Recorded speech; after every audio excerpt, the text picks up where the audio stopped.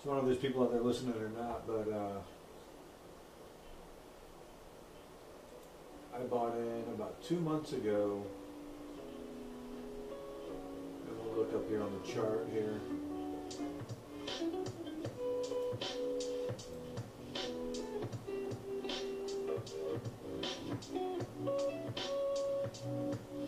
Okay, so back here in October, I don't even have it on screen. Let's see.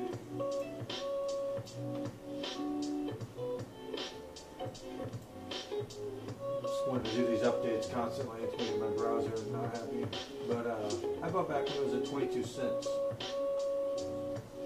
2 months ago. So we basically sat.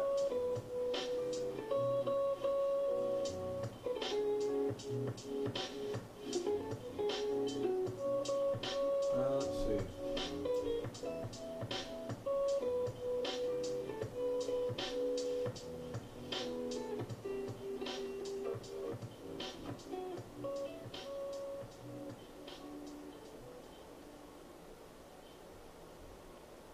So I was here in October, so you can see that. Okay, so that's about where I bought in, was in October. And it actually dipped down. Dip. And then we went up a little bit, and we dipped. And now we're riding this wave here.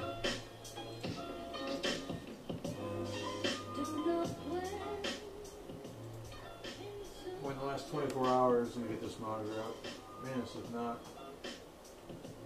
loading quickly at all.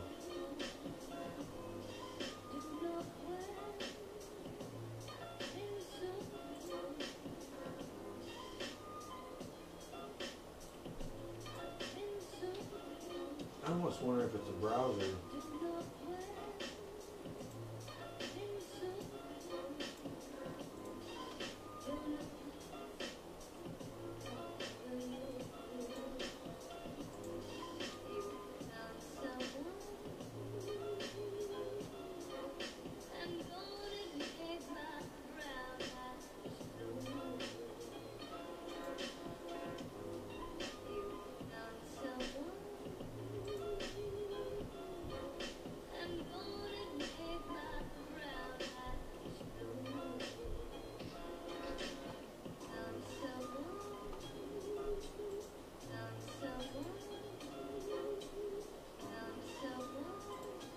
So the last 2 days, guys, you can see that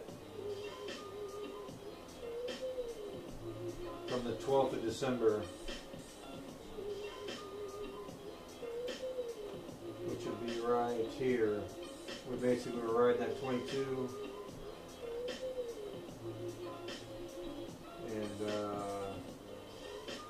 this is all 22 cents, 22, 23, 22 cents, and then we hit the 12th. Actually, at the 11th, we saw an uptick at 24, and then we got a trajectory, and we've been blasting off ever since.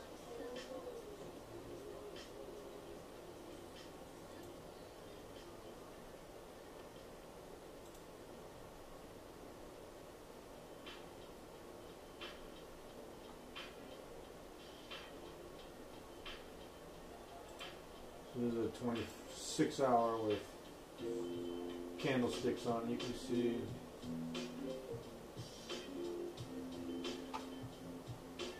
we're talking 3 cents here between.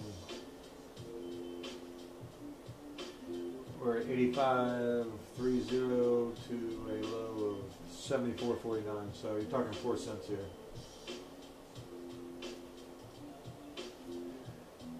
We've actually dipped down.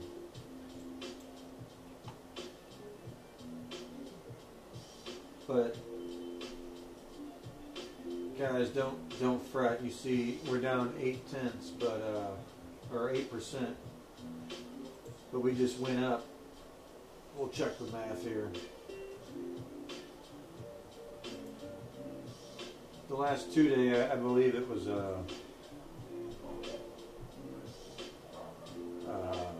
almost 3 times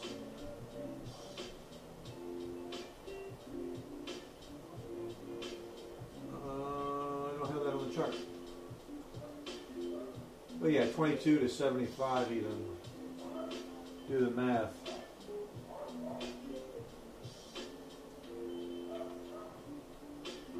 You just made 50 cents on every quarter you spent.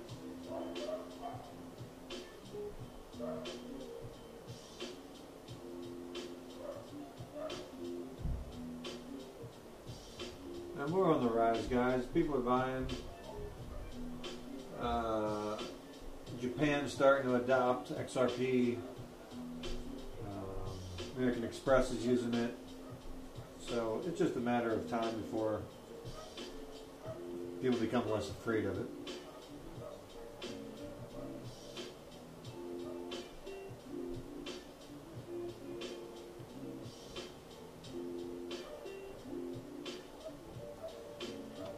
Litecoin's done good today, and Stellar's up 12.6.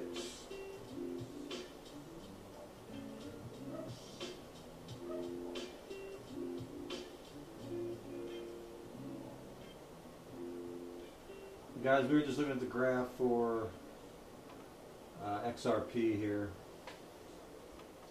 We can pull Bitcoin up. We were just looking at the XRP. I know the video is talking about XRP, but look at Bitcoin over there. Oh, the mama and the papa.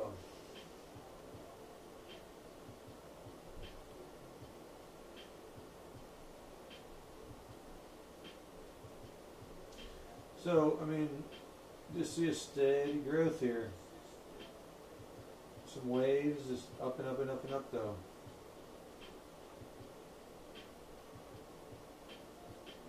People get caught up on when they bought in, but my philosophy is it's just getting in. And yeah, there'll be a few dips. But as long as you're in and you diversify a little bit, it's a growing market. It's almost unbelievable to think the things that are happening right now.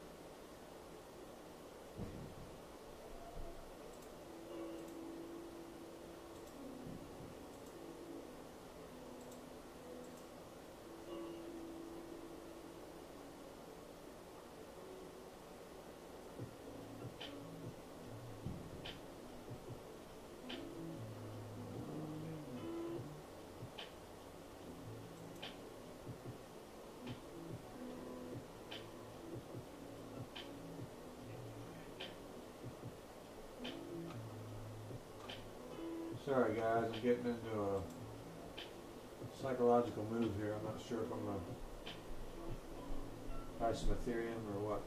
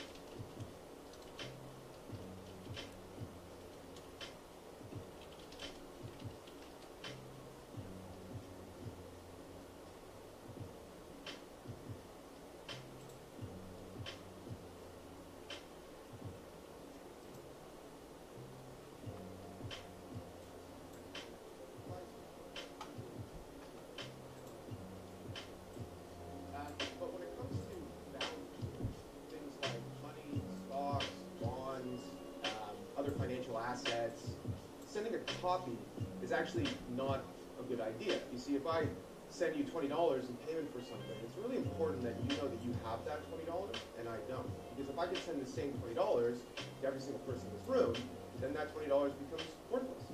And the global economy collapses. And I go to jail. And these are all really bad things. So it's okay to have a printing press for information, but it's not okay to have a printing press for money. And this is something that cryptographers have been trying to figure out for a very long time. It's called the double payment problem, or the double spend problem. And the first iterations of digital cash were actually developed 22 years ago by Nick Szabo, a cryptographer. There's another one too, developed by a guy named Adam Chong. And it was very close to being part of the initial integration into the Netscape Navigator, but they couldn't do it because they couldn't figure out this issue. So it turns out that we need help. We need help establishing trust. We need help verifying the identity of parties in a transaction. We need help with the clearing and the settling of those transactions. And we need help with the record keeping. And what we turn to for all of those important functions of commerce online are the middlemen, basically, intermediaries. And these intermediaries take different shapes and forms. You know, people are familiar, obviously, with banks, but also increasingly from the digital revolution, we've got big conglomerates, digital conglomerates like Google, who act as arbiters in the middle of a lot of transactions online. Facebook, Uber, Apple, etc., but also governments too. And generally speaking, these intermediaries do a pretty good job, but they have certain limitations. For one, many of them are very centralized, and anything that's centralized is vulnerable to hacking or to attack or to failure. And we see this with regularity: Twitter, LinkedIn, Home Depot, Target, and including financial services firms like Morgan Stanley, JP Morgan, even governments like the NSA and the State Department. You know, the NSA can't secure its systems if we can't. They tax the system, especially in financial services. In the case of sending money overseas, for example, it can cost anywhere between 9 and 18% just to make a cross-border transaction, cross-border payment, which is crazy when you think about it, the idea of a cross-border payment. Nobody ever talks about a cross-border email, you know, and it's just data, really, when you think about the value. They exclude a whole bunch of people from the global economy. There are 2.5 billion people in the world who don't have access to financial services at any time, and there are lots of reasons for that. And they slow things down. In the case of Google, not so much, actually. They make things fast. But in the case of the financial services industry, the technology systems that we run to manage things like payments and clearing and settlement of transactions are actually like 30, 40 years old. The SWIFT system, the automated clearinghouse system, and other types of settlement transaction layers run mainframes from the 70s and 80s, and are older than most of the people in this room. So you could argue that as a result of this issue of establishing trust and identity online, that intermediaries still capture an asymmetric amount of the value of commerce, perhaps even more so than they do in the pre-digital age. So what if there were a vast global distributed platform that ran a ledger, basically like a spreadsheet that everyone could see, that didn't run on one system, one bank system, one government system, but ran on every single computer around the world. It wasn't only open to a few, but was open to everybody. Where not just information like emails and PDFs and websites and voice over IP, but literally anything of value. So of course money and stocks and bonds and financial assets, but also titles and deeds, intellectual property, scientific discoveries, even votes in an election could be moved, stored, and managed privately and securely, and where trust was not established by an intermediary, but rather through mass collaboration, clever code, and cryptography. And I think that's what we've got with blockchain. So in 2008, the global financial system was on the brink of collapse. Everybody remembers that pretty well. Some of you might have been in high school, but somewhat propitiously, right around that time, an anonymous person or group of people under the pseudonym Satoshi Nakamoto outlined in a white paper cash for the internet, digital cash, which is basically to say a way to make payments peer-to-peer without using an intermediary. Kind of like the way you would go down to the coffee shop and with a 5 quid note pay for coffee and a donut. There's no intermediary in that transaction. That didn't really exist for the internet. You always have to rely on intermediaries to make payments. And they launched it shortly thereafter, and since then it's caught a spark that's traveled like wildfire to the world of computing, financial services, which is the area that I spent some of the formative years of my career, but also into business generally, media, and including government. So Bitcoin is many things to different people. You know, some people think of Bitcoin as an asset. It goes up, it goes down, you can buy, you can sell, you can make money on it. And that's certainly true. And actually, it's increasingly being viewed as sort of an uncorrelated asset and a safe harbor in some respects. So, you know, Brexit referendum vote, Bitcoin went up 20%. When the Chinese People's Bank of China wants to devalue its currency, Bitcoin usually rallies. And that's interesting. But more interestingly, it's a cryptocurrency, which is to say a currency that's not issued or controlled by a nation state or by a supranational organization like the European Union. And that's very interesting if you're in a part of the world where the local currency is very unreliable, where there are strict capital controls, if you're part of diasporas living abroad and you send money home to your families and you normally pay 10%, these are all opportunities for Bitcoin as a cryptocurrency. But most interestingly is it's based on this technology called the blockchain. So for the first time in human history, two or more parties need not know nor trust one another to transact or do business. You've got trust rather than being the domain of the intermediary, the controlling the role of the intermediary. It's actually native to this technology, which is why we call blockchain the trust protocol. So people here doubtless are familiar with all of this stuff to some degree, and so you know full well that there's the Bitcoin blockchain. There are other types of blockchains. Some are public, like Ethereum, is another public blockchain, and then there are others that are not. Private blockchains that are being developed by banks and enterprise and government and these different things. So not every blockchain looks alike, but this is generally the way they work. So it starts with a distributed ledger, which is not running on one computer or one system. It's running on every single system that has access to it. Transactions that are constantly happening on the network are validated by a community of participants. In the case of the Bitcoin blockchain, they're called miners. Not like miners, but like pickaxe miners, who commit large computing resources to solve a difficult problem, after which they reach consensus essentially on what has occurred. And in reward for reaching consensus on what's occurred, they're rewarded with new Bitcoin. And every so often, these transactions on the network, kind of like the heartbeat, are captured into these things called blocks. And then each block, once it's validated, must refer to the preceding block in the blockchain, and every block all the way back to the beginning of time. So what that means effectively is if I wanted to rewrite a transaction, like send the same $20 twice in the first example that I gave, I would not only have to go back and just move a number in a spreadsheet, hack one transaction. I'd have to go back basically and rewrite the entire history of commerce on the blockchain, all the way back to the beginning of time on blockchain, and do so in a very short window, fighting against one of the most powerful computing resources in the world. One blockchain startup CEO, who also was a partner in Andreessen Horowitz, estimates that the computing power that this network marshals to validate transactions is about 100 times as big as Google. That's very big, because you guys know how big Google is. Maybe you don't. And of course, each block is time-stamped, which means any attempt to change when a transaction's occurred is sort of identified and stopped. So that's the way Bitcoin works, but it's open source, so it's created this sort of Cambrian explosion of innovation, which has led to new types of blockchains. So just a show of hands, who here has heard of Ethereum? So most of the people here. So I'm very proud of Ethereum, this little Canadian success story. I'm from Canada. Any Canadians in the room? Struggle. Yeah, we're now worried about Quebec then. So Ethereum was started by a Canadian college dropout named Vitalik Buterin, who was a big fan of Bitcoin, but in it he saw certain limitations. He wanted to build applications, he wanted to do smart contracts, complicated tasks that he thought Bitcoin was limited in its ability to do.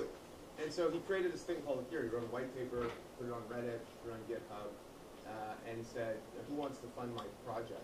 And he ended up raising $19 million in a matter of 4 weeks to fund this project. And they basically went down and got to work. And 12 months later, Ethereum launched. And it's now worth around $1 billion, $1.5 billion, and it's being used by Microsoft, Deloitte, UBS, and a whole bunch of other very big firms. One of the things that it does is I mentioned smart contracts, which is kind of what they sound like. A software program that mimics the logic of a contract, but where the enforcement and the execution is done automatically, and where it also has a payment mechanism that assures everyone gets compensated regularly without the need for lawyers and escrow agents and bankers and all these other kind of friction points in traditional contracting. And we kind of suggested in the book that this could create whole new kinds of business models where, a lot of the rules that we normally reserve for people could be automated through these things called smart contracts. Who here has heard of this thing, the DAO? DAO. Okay, so everyone, you know that it's all good. No problems with the DAO. It's all good. No, so in the book we said there's this thing called the distributed autonomous enterprises. Is what we call these companies that wouldn't have people doing the normal rules. And at the time we thought, God, this is a little bit far out there. A company without people. People are going to think that we drank our own Kool-Aid or that we're token up or something like that. But we said, let's do it. Let's put it into the book, and we'll see where we get. The day the book launched, this thing called the DAO came into existence, and it looked a lot like the DAE that we had suggested could happen with the book. It has no management, it has no staff, traditional sense, it has no board of governors. It's an investment vehicle that was designed to make investments into the blockchain industry, and its first task was to raise some money. And in the first few weeks, it managed to raise at its peak 165 million US dollars, which just for financial services is a huge breakthrough. Forget if the DAO works or not. What does it mean when an entrepreneur, a group of entrepreneurs, can basically gain access to tens of thousands of individual investors and do a peer-to-peer crowd sale without the need for VC, without the need for investment bank, without the need for Kickstarter or an Indiegogo? $162 million is a lot of money. I mean, that's like the bread and butter for late-stage VC, for a lot of IPO markets around the world. So this is going to have a big disruptive force on finance. Of course, the DAO, like any good blockchain startup, has problems. Namely that there was a flaw in this contract that enabled someone to exploit it momentarily to siphon off some money into a separate account, and that's an issue that's being resolved right now. We'll get back to that. So going back to financial services, does everybody know what this thing is? It's called a Rube Goldberg machine. It's the kind of thing I'd expect to find in a Google lobby, actually. Guests where like punching the Visa network, if you're using the Visa, the Amex network, Amex, and usually some kind of a clearance house or some kind of system. So you're talking about half a dozen different intermediaries. And the money doesn't land immediately. It actually takes 5 to 7 days. And it's not free. It costs usually anywhere between 2 and 10%, which is why cab drivers hate taking credit cards, right? And that's actually an efficient example of the way the financial services industry works. In the book, we identified sort of what are the 8 things that this industry does in the economy to try and better understand how blockchain would impact it. And it turns out in each of these different functions, there's a big opportunity to fundamentally transform the nature of the industry. So everything from how we fund and invest, which would be, say, the DAO, how we connect entrepreneurs with investors who are prepared to give growth capital, how we access credit, how we just store and move value, etc. So given the potential of this technology, it's no small wonder why a lot of media outlets and big stakeholders are waking up to this. So The Economist ran this cover story on blockchain in October of 2015, last year. And they said, blockchain is not one of the most important developments of the past 20 years. They said it's one of the most important innovations of the past 200 years, along with double entry bookkeeping and the joint stock corporation, which admittedly are not the sexiest things in the world. Double entry, so forth. But kind of important, because without double entry bookkeeping and the joint stock corporation, there'd be no Google, there'd be no skyscraper, electricity, it's the basis of the economic order. So given all that, this is the conversation that's happening a lot of times in companies, increasingly from financial services, but also in government, etc. By the way, Dilbert is usually a pretty good harbinger of things to come. In 1993, they ran a cartoon about Unix, lost, confused Unix with Unix.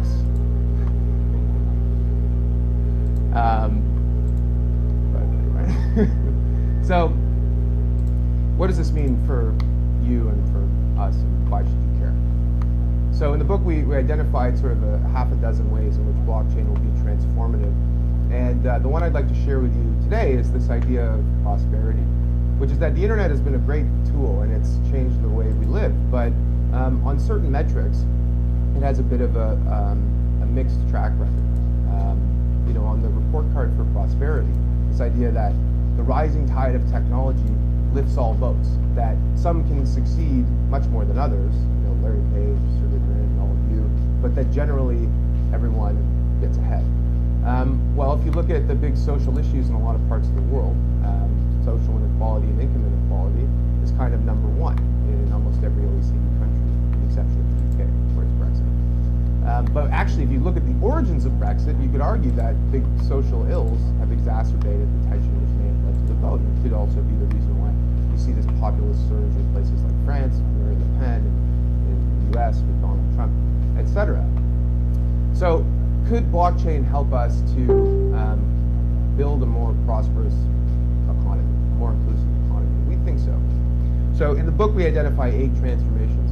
The first couple are really low-hanging fruit, inclusion.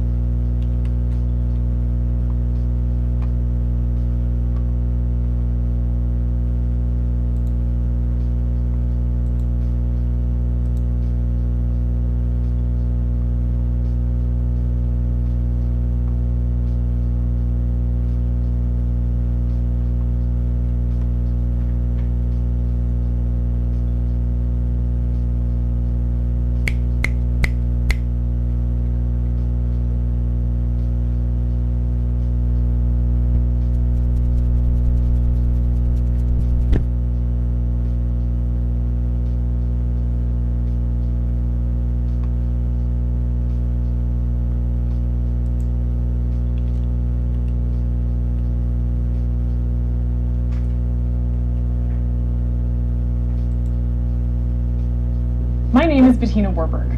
I'm a researcher of transformative technologies and co-founder of Animal Ventures. Today, I've been challenged to explain one concept at 5 levels of increasing complexity. My topic is blockchain technology. Blockchain is a new network, and it's going to help us decentralize trade, allowing us to do a lot of our transactions much more peer-to-peer directly and lower our use of intermediaries like companies or banks maybe. I think today everyone can leave understanding something about blockchain at some level. Do you know what we're going to talk about today? It's called blockchain. What's blockchain? That's a really good question. It's actually a way that we can trade. Do you know what trade is?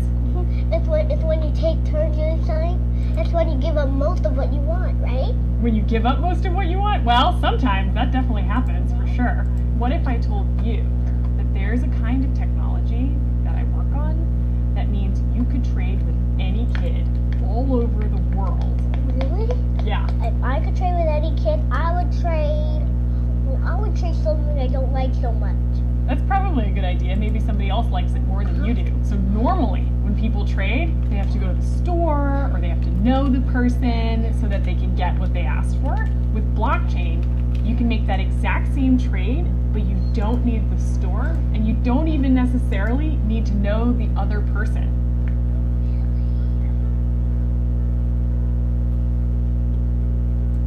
So Ian, do you know what blockchain is? No. Have you ever traded or sold anything? Actually, I'm selling my computer on eBay right now. That's amazing. What made you decide to trade on eBay? Well, I mean, I've heard of it and I trust it a lot because they have like all of their guarantees, so I know that I'm gonna get money and the person's gonna get what they want. So what if I told you that blockchain technology is basically a tool where you can do the exact same thing, but it goes to you and I directly. You wouldn't need an eBay or a brand in between. That's cool. And there's a lot of those kinds of middlemen in our society today, right? We have a lot of banks, we have a lot of companies that sort of help us make sure that our trades happen. But if we could guarantee the same trade using technology as sort of like a technological trust, then we wouldn't really need all those middlemen in between. So how does it work? It's basically a network of computers that all have the same history of transactions. And so instead of sort of there being one company, one database that holds all the information, the same sort of list is held by all these different people. Like you could have it on your computer, and then it gets validated by everyone, and basically that turns into the next part of the list. So it's sort of constantly updating itself. So like, how do you make sure that it's secure? So it uses cryptography, and that helps it basically encode all of the transactions. So you can't really see exactly what happened, but you know it happened because it's like a marker. So you could kind of like, I don't know, say you trade apples, but you would just see like random letters for it, so you wouldn't be able to like track it, I guess. Exactly. That's cool. So it's kind of this like really big ledger or accounting system for all sorts of things that get traded, but instead of being owned by one company, it's owned by everybody. That's cool. Yeah. We're going to talk about blockchain technology. Have you heard of blockchain? I've heard of the words blockchain, but I'm not sure I know what it is. So when we were much smaller societies, you and I could trade in our community pretty easily. But as the distance in our trade grew, we ended up inventing institutions, right? If you use Uber or you use Airbnb or you use Amazon even, these are just digital marketplaces and platforms that help us facilitate an exchange of value. But today, we actually have a technology that allows us to trade one-to-one, but at scale, and it's called blockchain technology. There is some kind of interface for it. You could have an app, or you could use your computer to do it. But instead of there being a company in the middle, or what's helping you make that transaction, is a bunch of software code. And so it's being run by all of these different computers that have like a node. So they're all running the same software and guaranteeing your transactions as they happen. I mean, I would assume this technology is taking away business or activity from these middlemen. In some cases, yeah, it is. And a lot of people in the financial industry in particular are looking at it from the banking side of how do we use this technology to trade things like Bitcoin or other tokens that are easier to use instead of today's currency. You know, a lot of people think about blockchain as Bitcoin because it's sort of in the news a lot and it's this new cryptocurrency and it's kind of exciting. But we're actually seeing a lot more use cases for blockchain that aren't around the currency side. They're more around how do you take any asset and be able to trade that using this same technology. Is there a mechanism for verifying that person A is a legitimate seller or producer of the item? So today a lot of people are working on how to create identity structures that leverage blockchains, and one of the tools for doing that is being able to cryptographically sign for a given attribute. So your government could sign that you have a US passport, or a university could sign that you are a currently enrolled student. And you could then dole out that information and control it yourself and be able to show people those certifications on an as-needed basis.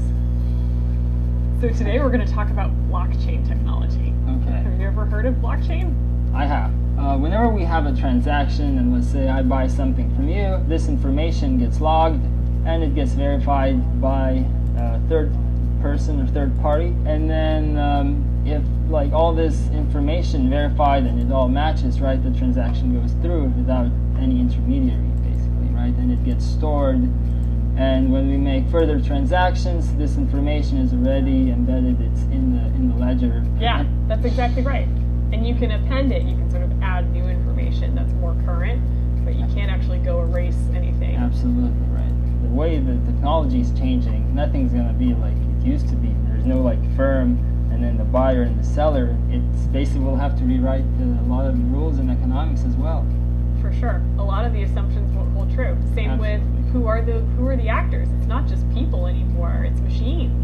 Absolutely. We're going to have to create entire new concepts of how they do trade and how they work with us too. What kind of barriers or roadblocks would you imagine are going to happen in the blockchain space? So at least when we talk about Bitcoin, there are some trust issues. There have been some hacks, and so there is obviously a need to work on trust and feeling that it's a safe technology. Yeah, one of the problems that Bitcoin has faced is Bitcoin's getting stolen or lost, but a lot of that actually comes from people trying to re-centralize Bitcoin in different ways, making themselves actually a pretty easy target. Absolutely. So education will be a big part before we actually can use the technology in the wide sense, right? Yeah, to actually transition into the mainstream and make it useful for average people to use, we're going to need to make sure we have a lot more education, a lot more standards, and probably work with enterprises to create sort of the user experience around this being a technology that is safe and usable and understandable. What is the current state of blockchain in your understanding? What's going to have to happen next? The current state is the research state, and it's being developed to be applied in many areas. It might be used almost everywhere to where like we won't even imagine how we live without it. But I'm not sure where it's going to go. I mean, no one really knows, right? Well, we have a lot of public blockchains. Like we have Bitcoin, we have the Ethereum network, NXT, but a lot of companies and consortiums are getting together to build private blockchains, so ones that are more closed off at first and then may evolve into a public network when people feel comfortable using it. And some are also proof of concepts out in the real world, projects in energy and in pharmaceuticals and in retail and lots of different fields are starting experiments. And we'll see in the next few years how all of those interact and what we learn about the best use cases for blockchain and what it means for trade. So tell me your version of a technical definition of blockchain. A technical definition of blockchain is that it is a persistent, transparent, public, append-only ledger. So it is a system that you can add data to and not change previous data within it. It does this through a mechanism for creating consensus between scattered or distributed parties that do not need to trust each other, but just need to trust the mechanism by which their consensus is arrived at. In the case of blockchain, it relies on some form of challenge such that no one actor on the network is able to solve this challenge consistently more than everyone else on the network. So it randomizes. Yes, yeah, it randomizes the process and in theory ensures that no one can force the blockchain to accept a particular entry onto the ledger that others disagree with. One that relies on a mechanism for a peer-to-peer network that can maintain updates to the ledger and then verify those updates in such a way that it is impossible to defraud and impossible to alter after the fact. Do you see it as defining a new discipline of kinds, or where are we going to see blockchain emerge in the real world first? I mean, just so like as an example, one thing that I think about a lot in terms of possible blockchain applications is electricity, right? The next generation of distributed smart grid technology, effectively. Sure, and people are working on that yes, already. Yeah, exactly. And it's this very fruitful area of research, and you can find yourself looking like 20 years out, right, where you have an enormous number like of electric cars. You have all of these batteries. Like that's essentially a distributed peak load power grid, right? Like the cars are getting plugged in and unplugged at different times. If you have a mechanism that is able to automatically and autonomously be distributing power based on batteries that are scattered throughout the grid, that are being used for other purposes. Their owners don't even necessarily need to be aware. You begin to have something that looks like a much more viable society that still has a lot of electricity needs, but is able to base that much more on renewables, is able to make up the difference during peak load periods or during differences in weather, that is able to have power much closer to where it's needed rather than having to be distributed over great distances. Like, that's something that's easier to transact goods and services safely across borders. This isn't exciting at all. And then we'll see that like become part of the everyday infrastructure of the world in a way that I think will be very significant. But I think it is now almost every aspect of it that's connected with the concept of money is wildly overhyped. Well, and it also creates a problem, which is that a lot of excitement around it. Yes. They're waiting for the world to change, right? Where is this technology? Why haven't I seen anything change yet? Yes, and it's because we've had a lot of PR, a lot of proof of concept, but truthfully, this is more like a science, right? Yes. It will develop, it will take 5 years, it will take 10 years. That kind of time is necessary. One of the areas that brought me to supply chain research is the fact that we're not just going to see blockchain emerge, we're going to see artificial intelligence continue to evolve, we're going to see connected devices and this sort of growing Internet of Things, machinery that can do a lot more and have a wallet and transact on their own. And so I actually think a lot of where blockchain and other technologies are headed is this interesting synergy that will help us elevate the kinds of institutions we've used in the past and cobbled together to create that identifiable, verifiable trust. Yes, and one of the most interesting ideas to me that came out of the currency side of the blockchain project was the notion around like coloring coins, right? Assign properties to a particular coin, and in particular to assign those properties in ways that would allow you to do things like bring in the graph of previous transactions. Right. You know, there's sort of an obvious application for this, which is something that would look a little bit like an extreme version of like a boycott, divestment, and sanctions kind of approach, right? A model where it's sort of like, I will not touch money. My wallet will automatically not touch money that has been exchanged with the following, as a sort of very extreme way of cutting those things out. But there's also ways in which I think that could be applied to clearing out the entire logistics process of many kinds of bad actors. But trying to make a supply chain better in some ways relies a lot on whose version of better that is and exactly kind of what gets qualified, but also how that is quantified within, say, some kind of like smart contract system. There's multiple ways that I could see this backfiring. And one is the ways in which that is implemented, for example, leaving certain kinds of bad behavior untouched or unanalyzed. Or one that feels even more dire to me in some ways is creating an extremely inflexible because human contracts, legal contracts are actually very flexible. Like there's a lot of kind of room to move and renegotiate. But we already have real world versions of some of these nightmare scenarios, right? Where like your kid has a medical emergency and you can't unlock your car because you're 2 days behind on payments for it. And so the car system will no longer respond to the app mechanism that you're supposed to be able to use to drive The it. barrier being sort of a rigidity in structures that maybe don't accommodate real life scenarios very well. As you and I have been talking, one of the things that keeps coming up is that we tend to hold novel technologies to an unrealistically high standard in terms of what they are supposed to deliver, rather than comparing them to actually existing systems where we can begin to see the possibility that even like a slight incremental improvement would still be an enormous gain. The system we have today is also broken, right? Yes, and that it's hard to compare it to some perfect future, just like we compare autonomous vehicles to this very high standard. Because machines are doing it, should be perfect, right? There should be 0 car deaths. When you say, well, there's hundreds of thousands, millions of car deaths on the road due to human error today, I think we're in a similar place. We're going to see problems with this technology, and we are going to need to develop multiple kinds of standards that also have some flexibility. But it's going to also be a version, a system that allows us to fix some of the things that are broken today. Blockchain may sound complicated, but at its core, it's just another tool for humans and eventually robots and other kinds of identities to trade at scale and make that trade more decentralized.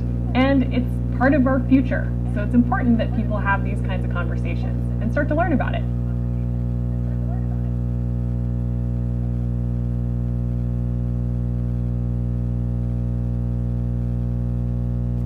And we're going to kick off with a keynote on the future of money. So it really is about looking forward. We're going to have a future stargazing session this morning, and someone who doesn't need a lot of introduction to other than to say he is a world-class expert in his field, has come to South Africa to talk to us.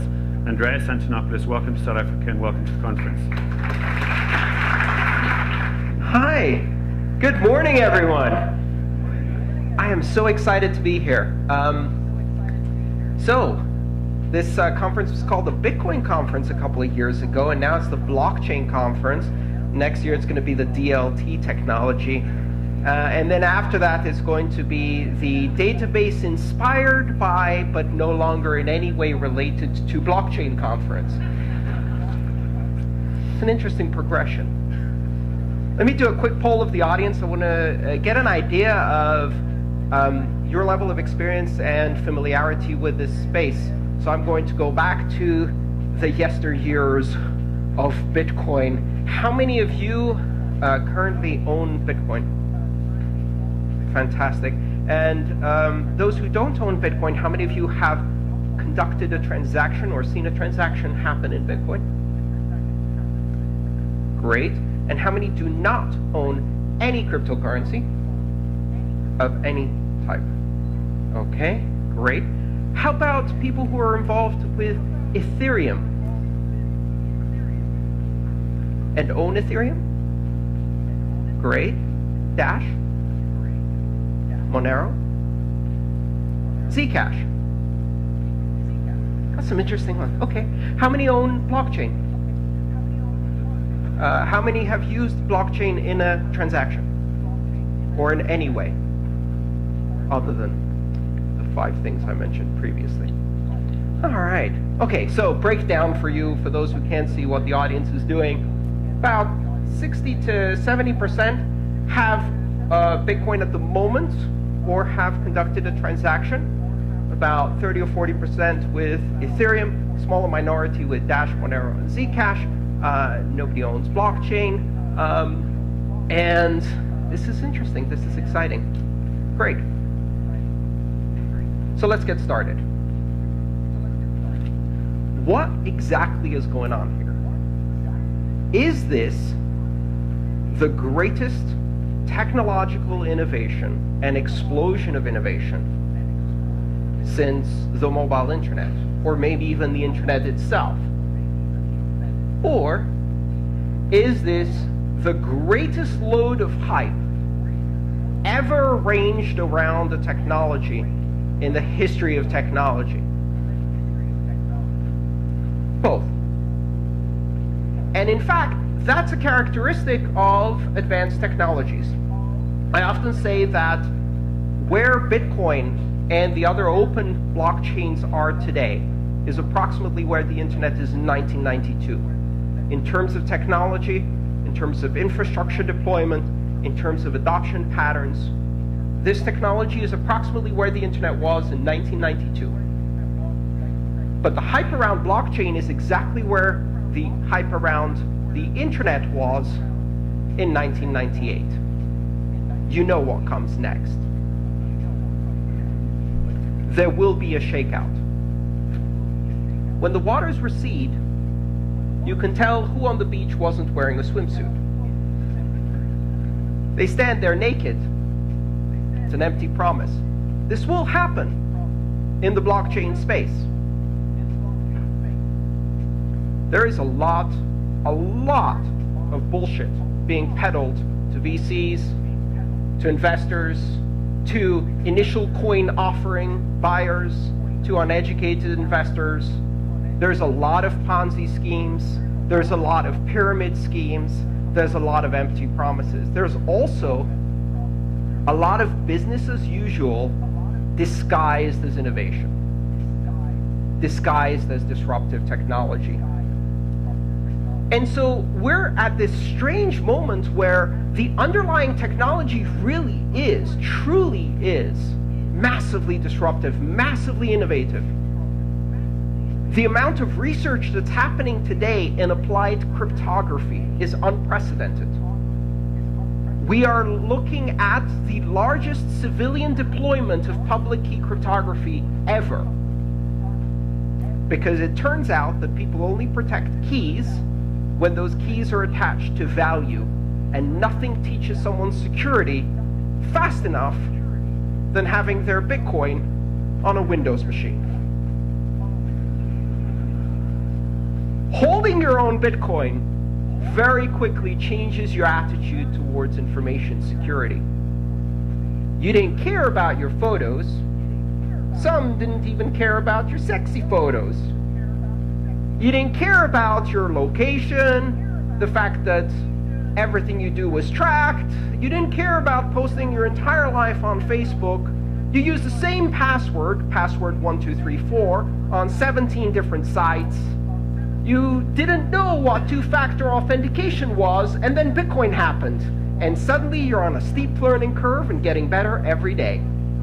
Now you're telling your friends about two-factor authentication, and you're horrified to remember how you used to practice security, because storing value has this unique ability to focus your mind on the aspects of security that matters.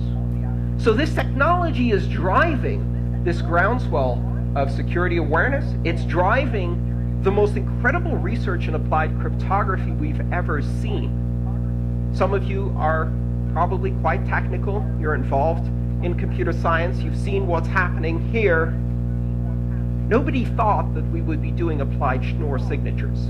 Nobody thought we'd be looking at advanced elliptic curve applications. Nobody thought we'd be doing things like ring signatures and range proofs for confidential transactions. The state of anonymity and privacy is advancing rapidly. We're building a whole new world in terms of cryptography, and this is applied cryptography on the largest cryptographically secured network the world has ever seen. That's not business as usual. It's highly disruptive. Now, out of that came this fantastic saying: blockchain is the technology behind Bitcoin, which is incorrect. Blockchain is one of the 4 foundational technologies behind Bitcoin, and it can't stand alone. But that hasn't stopped people from trying to sell it. Blockchain is Bitcoin with a haircut and a suit that you parade in front of your board.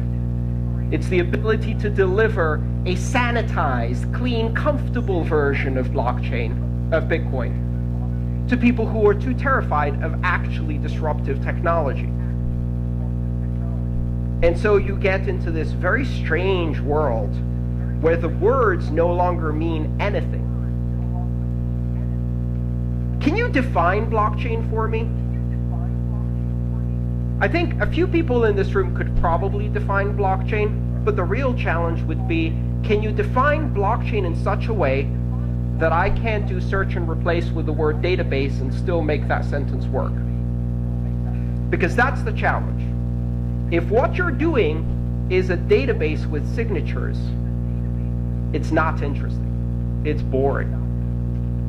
What is the essence of Bitcoin? It's not blockchain. The essence of Bitcoin is the ability to operate in a decentralized way without having to trust anyone. The essence of Bitcoin is to be able to use software to authoritatively, independently, without appeal to authority, verify everything yourself. You trust the other nodes you're talking to. You assume they're lying. You don't trust the miners. You don't trust the people creating the transactions. You don't trust anything other than the outcome of your own verification and validation. And through that, you end up trusting in something more important, the network effect. Bitcoin introduced the concept of decentralized security through computation, and this has not yet sunk in. What Bitcoin does is it allows you to replace a security model that is based around concentric circles of access and control with an institution in the center, with a security model that is inside out, open and accessible to everyone. A security model that is based on market forces and game theory, It is the first market-based security model, where a series of incentives and punishments ensure that the ultimate result is you can trust the platform itself as a neutral arbiter that is not controlled by anyone, without third parties, without intermediaries. Bitcoin revolutionizes trust. Now, it's difficult to have that conversation if you only focus on Bitcoin. And arguably, a lot of people have said, but it's not just about currency. What about the other applications? And it's not just about Bitcoin. What about the other blockchains? And so, in that sense, the term blockchain means something. But only if you define it very, very narrowly. I use the qualifier open to talk about open blockchain. What I'm interested in is the applications of this technology that enable you to run a decentralized, trustless system that does not rely on anyone as an intermediary of trust. Because that is the disruption here. That is the essence of technology. So that essence is seen in other systems. Ethereum exhibits it for the application of smart contracts. But those smart contracts only work if you don't have to trust anyone to execute the smart contract correctly. And you can only trust that that's going to happen if everyone can participate in an open manner and verify each other. If access to the underlying consensus algorithm in mining is open to everyone. And so out of these characteristics come power of these blockchains technologies. Open. And that's the key word. Borderless. There are no borders. Transnational. This is no longer about nation states. This is about network-centric trust. Without third parties, the network is the trusted party, and only if you verify everything. Neutral. Because it isn't serving the goals of any one organization or institution. It follows the consensus rules neutrally. Everyone follows the consensus rules neutrally. Your transaction, there's no such thing as a good transaction or a bad transaction, a valuable transaction or a spam transaction, an authorized transaction or an unauthorized transaction, a legal transaction or an illegal transaction. In these systems, there is only a valid or an invalid transaction based on the consensus rules, and it doesn't matter who the sender is, who the recipient is, or what the value or asset or smart contract that's being executed is. Neutrality, radical neutrality. And, of course, censorship resistance. The ability to ensure that in order for the system to be open and borderless and transnational and neutral, it must be able to defend these properties by making it impossible for any actor or even several colluding actors from censoring, disrupting, blacklisting, restricting, seizing, freezing transactions, users, countries from participating in this network. Those are the important characteristics of these new, open, decentralized systems of trust that do not depend on institutions. So, what I'd like to equip you with is a set of criteria to understand when you are being presented with something, perhaps to invest, or to be employed, or to engage in some way. And it calls itself a blockchain, or a distributed ledger, or one of these other names that are coming out. How can you tell? Blockchain or bullshit? They both start with a B. What's the difference? If you can replace the word blockchain with database and the brochure reads the same, it's business as usual. It's not decentralized. It's not borderless, neutral, censorship-resistant, open. It reestablishes trust in intermediaries. It's just a database. And that's not disruptive. The idea that we're going to take this technology and use it to improve the operating margins of centralized institutions of trust so that they can continue business as usual, I'd say it's abhorrent, but that's a strong word. It's just boring. Really, really boring. No one got into this in order to make a few billions for a financial services clearinghouse. And if you did, I'm really sorry. It's boring. What's really exciting is the possibility of fundamentally changing the way we allocate trust on this planet, opening up the ability to collaborate, transact, engage on a global level with everyone. Simply by means of downloading an application, you can become part of a giant platform of trust that doesn't care who you are or where you came from, that doesn't require permission to participate or innovate, where a 12-year-old JavaScript programmer has the same influence as power as JP Morgan Chase. More, in fact, because they're doing open source and feeding into a community of collaboration that is creating a tsunami of innovation.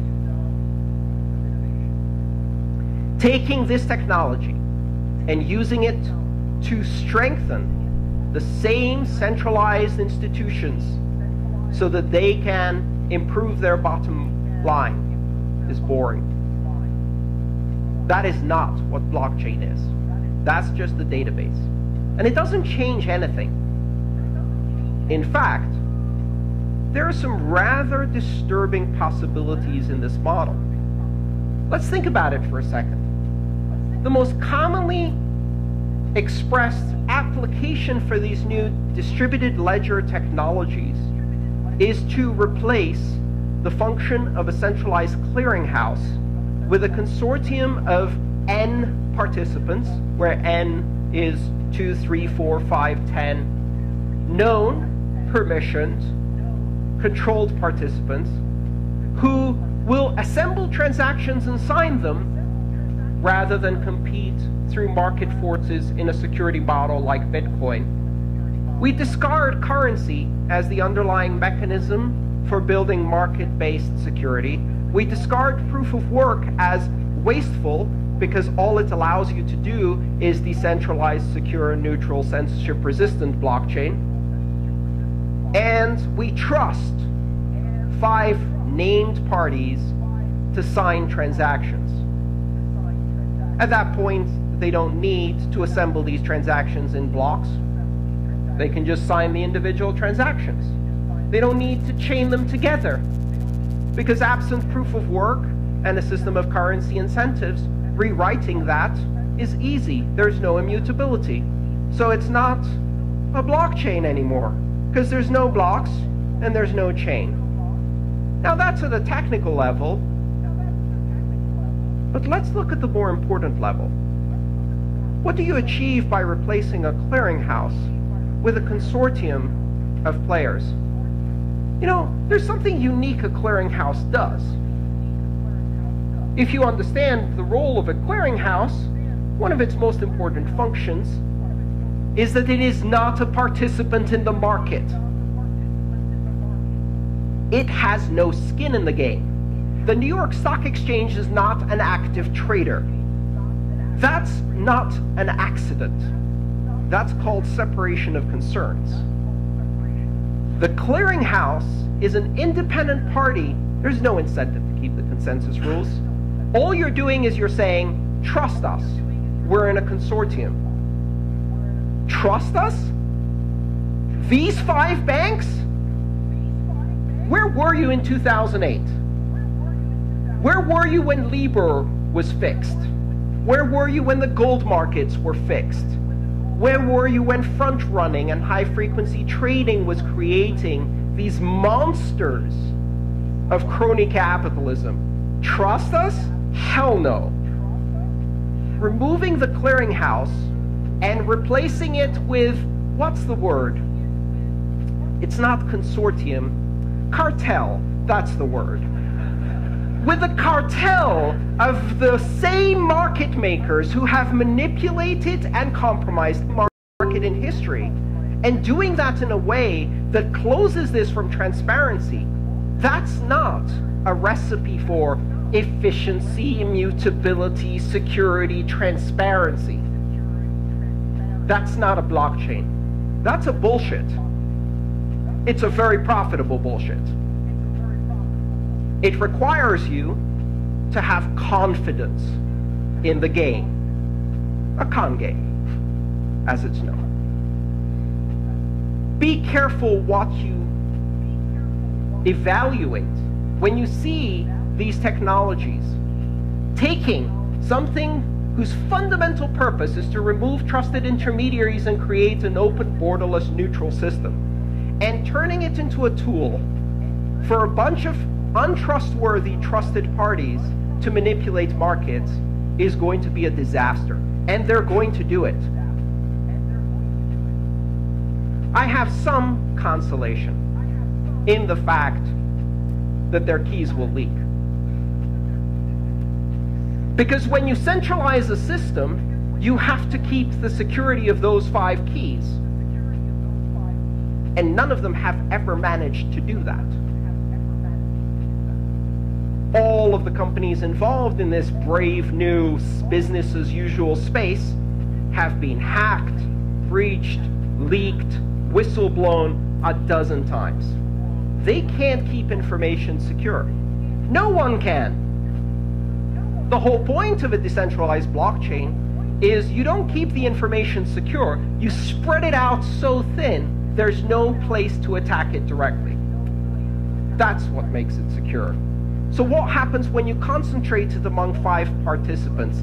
I can't wait until the anonymous WikiLeaks collaborative dump of the titans of Wall Street and their ledger of every transaction they've ever done. I can't wait. It's going to be so much fun, and it is going to happen. You cannot secure these things.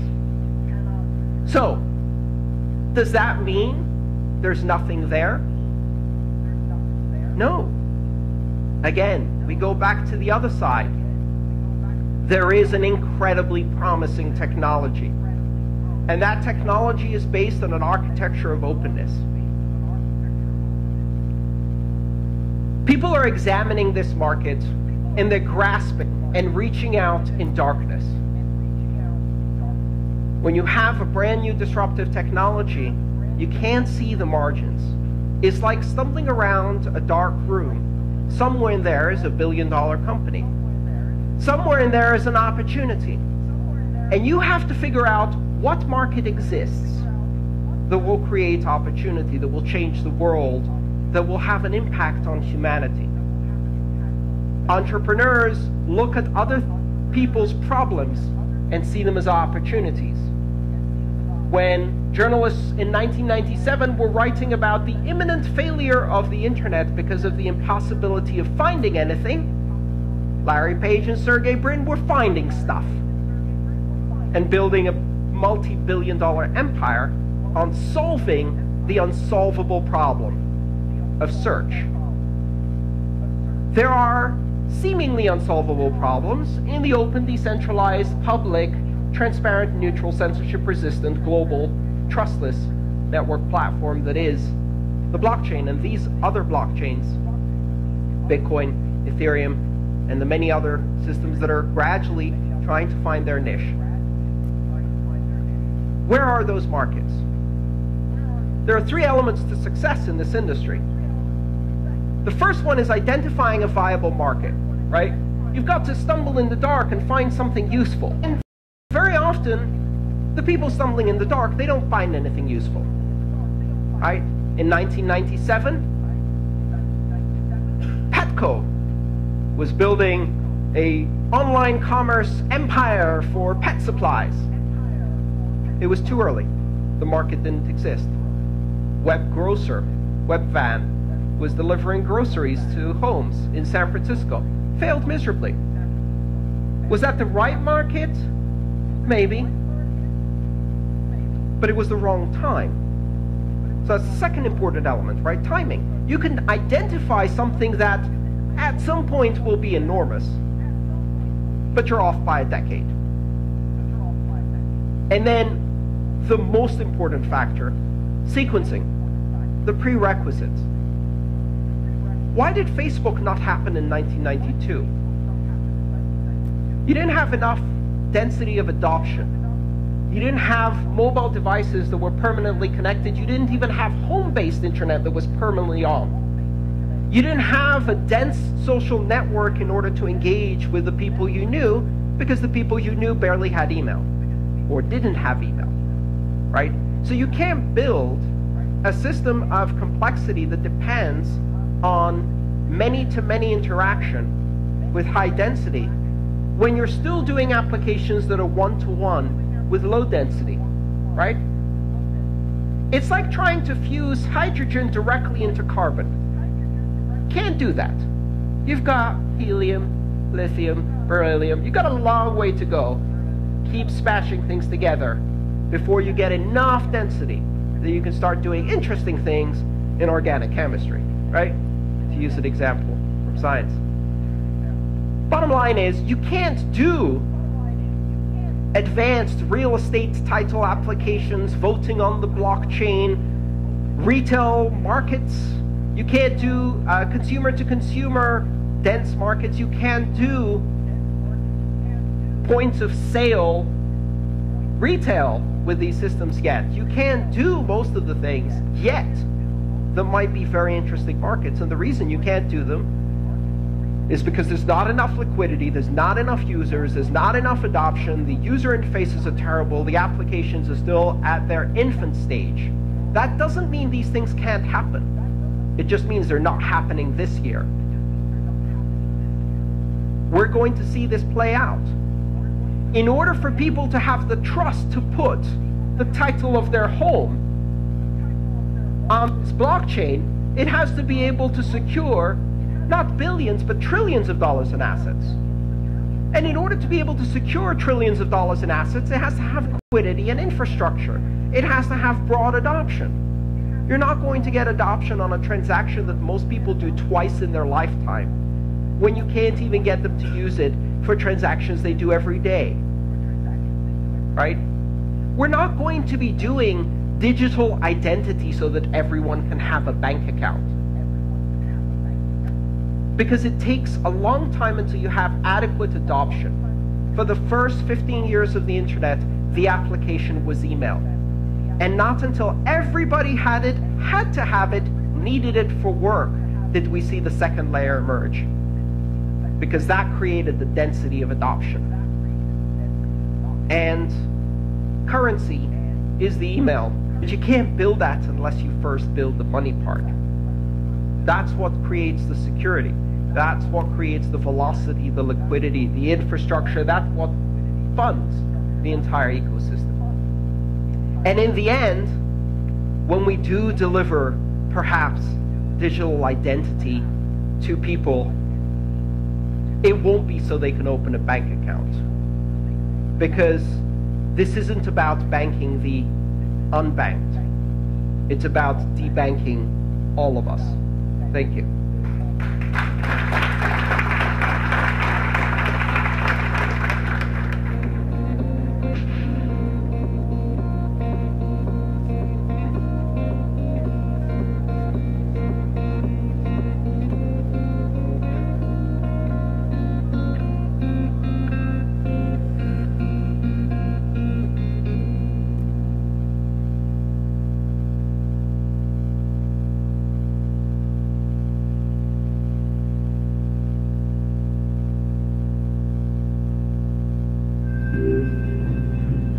The biggest criminals in the world have banking licenses of their own. They don't need to money launder. They own HSBC and that money launders for them. Keep in mind, this isn't a matter of evil people doing evil things. This is a matter of systemic corruption. And know your government. Guess what? They're funding the war criminals. They're funding the terrorists. They're paying the arms dealers.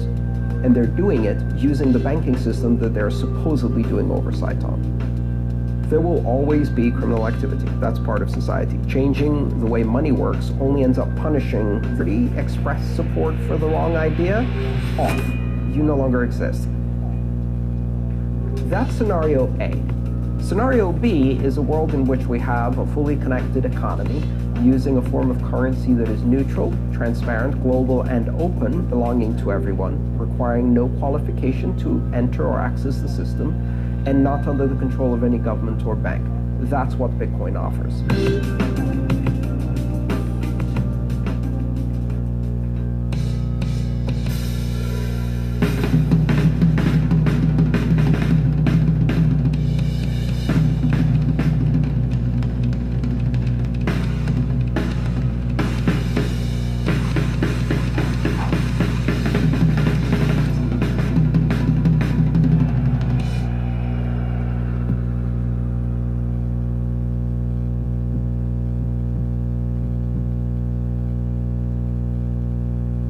This week on the show, we have Andreas Antonopoulos, one of the most well-respected figures in the world when it comes to Bitcoin and cryptocurrencies. He spends 365 days a year traveling the world, talking about this technology. He's been on the Joe Rogan Experience 4 different times.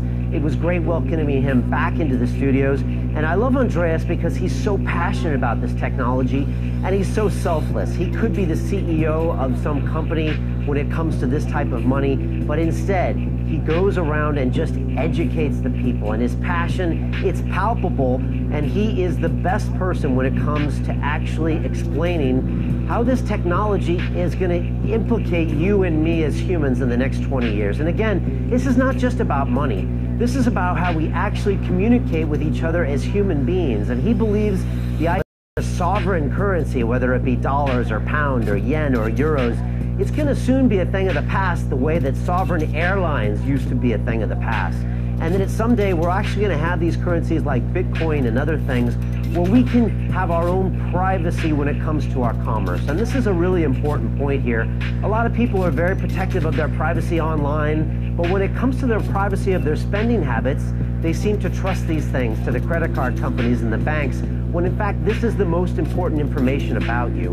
And we can protect that information by adopting cryptocurrencies and Bitcoin sooner than later. And let's be honest, money is one of the ways we actually communicate with each other as humans. We value people based on the transactions and the commerce that we make. And so it's really an essential human right, having our privacy and freedom to spend as we wish. And Andreas talks about this. We got really personable about what it's like to be him, the struggles that he has as a human being, what it's like to really be living out of a suitcase, and how he finds it very free to get rid of all the things in his life.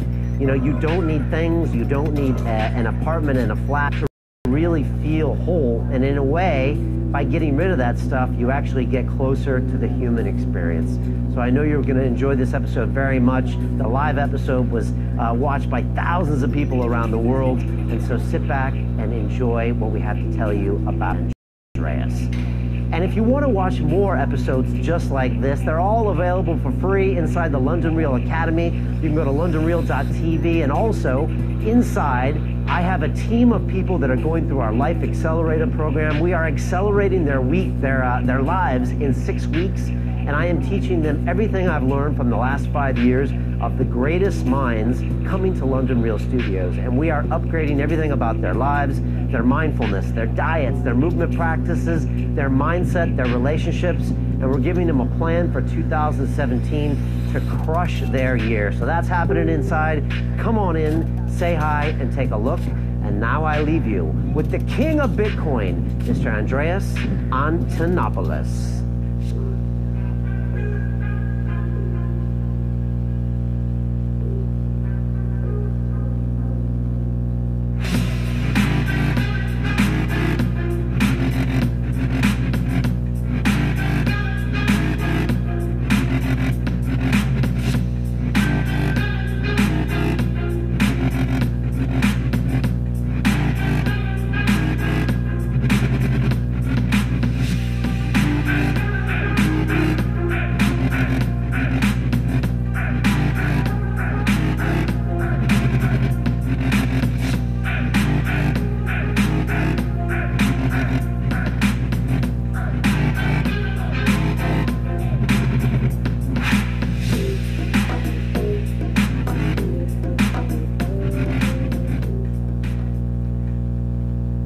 London Real. I am Brian Rose. My guest today is Andreas Antonopoulos, one of the most well-known and respected figures in the world of Bitcoin and cryptocurrencies. You travel the world for 65 days per year, proselytizing the benefits of the blockchain, and have appeared no less than 4 times on the Joe Rogan Experience. Your latest book, The Internet of Money, explains in detail why Bitcoin matters. Andreas, welcome back to London Real. Thank you so much for having me. I had so much fun last time. I had to come back. Love having you here. Our audience loves you. I think the internet loves you for a good reason, because you're spreading a valuable message. Bitcoin just hit $750. My British pound is dropping in value, going in the toilet. What should I do? What is going on with the world? Well, what's going on with the world is that the system of central banking is now experiencing a worldwide crisis that's completely unprecedented. It's never happened before. You have, I think, about $25 trillion of bonds that are now negative yield. Several interest rates that are negative, dozens of central banks around the world, currency crisis after currency crisis. Right, and negative interest rates, for people that don't know, means that you give them money to hold your money. To hold your money. So you pay them interest to hold your money. Yes. The opposite of anything we've known in the last few hundred years, or ever, really. Yes. In fact, orthodox economics used to say that negative interest rates are impossible and you shouldn't even approach the zero bound for very long. And yet now you have more than 20 central banks at the zero bound, some in negative interest rates. You know, I sometimes start my talks and I say, I'm going to talk to you about a radical monetary experiment, and everybody thinks I'm going to talk about Bitcoin. And I say the radical monetary experiment is that more than 20 central banks have their interest rates at negative. This has never happened before. And they're stuck. They have no way out. So, you know, it's a really interesting space, because the whole thing about currency is that you don't need to know how it works unless it stops working. And when it stops working, everybody needs to know how it works, because your wealth, your future of your children, everything now depends on that. And so country after country after country, people are learning the hard lesson that currency doesn't matter until it does. Right. Because it's not working anymore. And you were just in Buenos Aires. Obviously, Argentina has a long history of sometimes its currency not working. Right. Brazil is having a bit of a problem now. Of course, you know, the government going through an impeachment. And I heard you also mention, you know, Britain and Brexit and the pound along those, in that same sentence when you were talking to Rogan, and it shocked me. And then I realized, wait a second, our currency is down, you know, 20% on the year, which for a G7 country is shocking. Yes, although it's not representing the same problems that you see in places like Brazil or Argentina, or now also Venezuela, Zimbabwe again.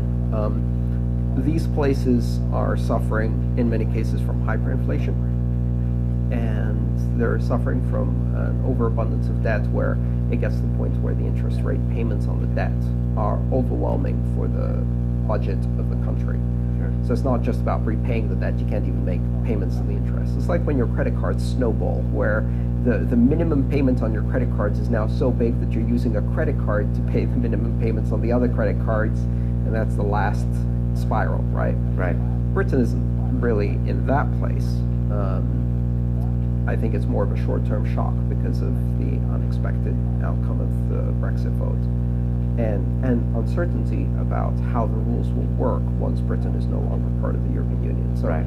But it makes people who normally wouldn't even bother understanding what a currency is all about. It's the pound. It's always been there. It's always roughly 1.5 to the dollar, you know. But now, when they now go try to buy things, or they're wondering why property values are going down or these things are happening, now they have to look at a hard look in the mirror and start asking themselves, like, what is a currency?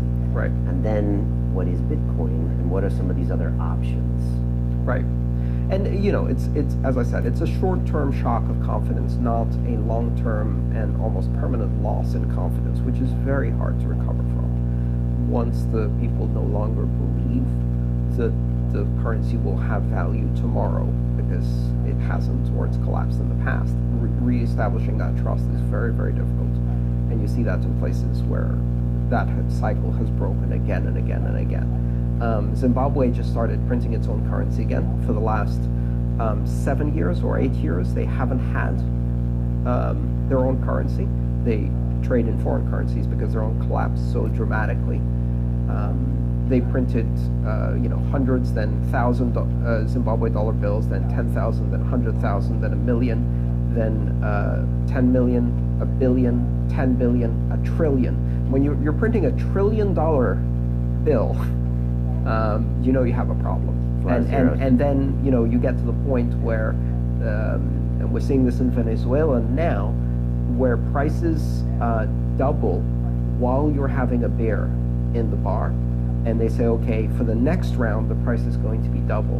And when people stop counting money and start weighing it instead of counting it, so you see people throwing a stack on. I remember in the previous crisis in Zimbabwe, I was watching a BBC documentary. There's a guy pushing a wheelbarrow full of cash, stacks and stacks and stacks of cash. And they asked him, aren't you worried they're going to steal the money that you have in the wheelbarrow? He says, no, I'm worried that they're going to steal the wheelbarrow, which is worth more than the money that's in it. And they also asked him, why don't you burn it? And he said, because goat shit burns better. These are real currency crises that we should kind of be aware of that are happening. Right, and this is a recurring theme. So in fact, statistically speaking, national currencies have a shelf life of about 30 years before they collapse in value, because no government can resist the temptation of financing profligacy through printing. And so they print and print and print, and they devalue the currency and inflate it to nothing.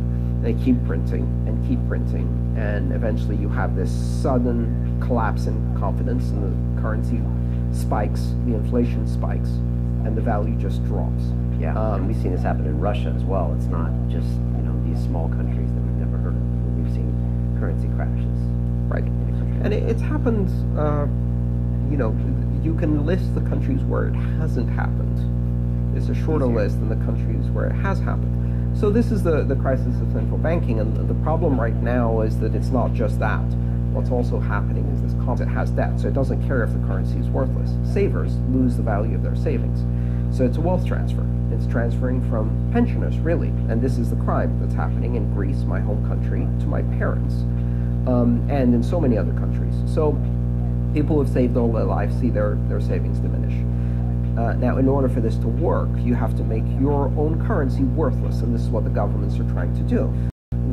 Greece, and I think each time, you get asked a lot because you have a Greek background. What is the situation there as far as their currency?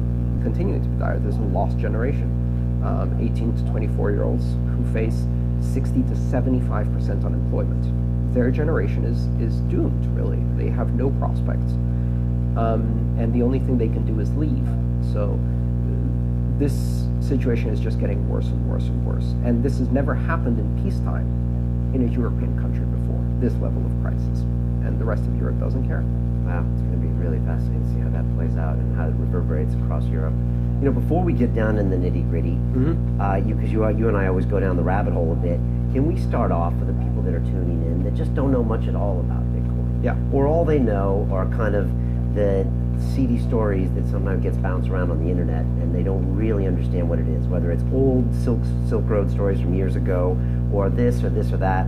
For people that maybe are hearing this for the first time, how do you explain Bitcoin?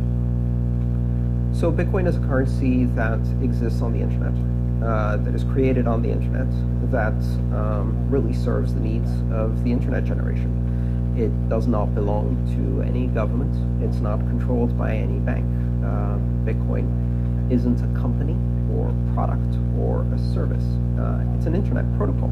It's a method of communication, just like we say the web or email, and that doesn't belong to anyone. It's a shared common public good on the internet. Bitcoin is a digital currency and payment system that is a shared good, and it is controlled collectively by the participants in the network. And creating a currency that does not belong to a nation seems weird at first, but then again, we used to have airlines that only existed for one nation and had the flag on the tail, right? Flag carriers, they call them, and phone companies that were monopolies in one nation and had the flag on them. And now that seems absurd.